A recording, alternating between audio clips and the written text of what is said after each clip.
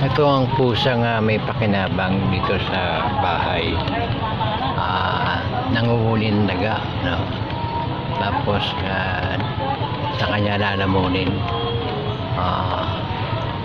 Dapat lahat ng pusa ganyan na hindi natin kasi natatakot pag malaki. Ito medyo bata pa yung daga. Sipag ng pusang itim na ito na itim kasi mas marami yung itim kaysa sa puti. Ayan, talagang sinakmal niya yung daga, tapos nilalamon niya. Ayan, tinitira yung paa, kamay.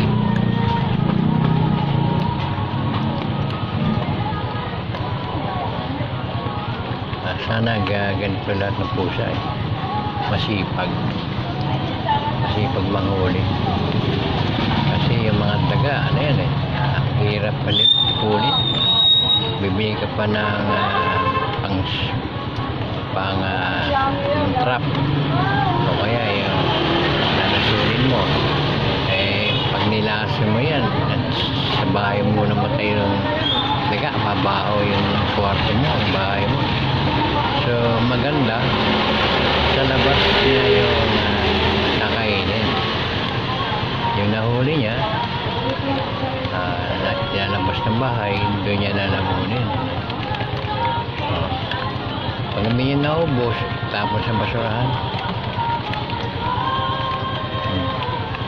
Kayo po ay nanonood sa Nilos.tv,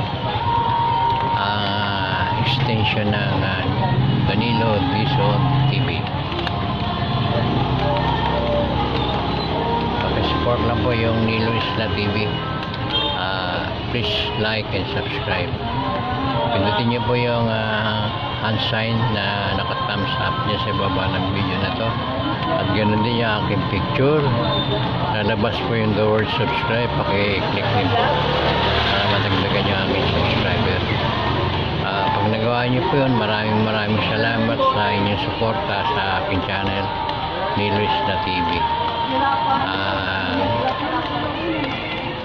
Happy viewing and God bless.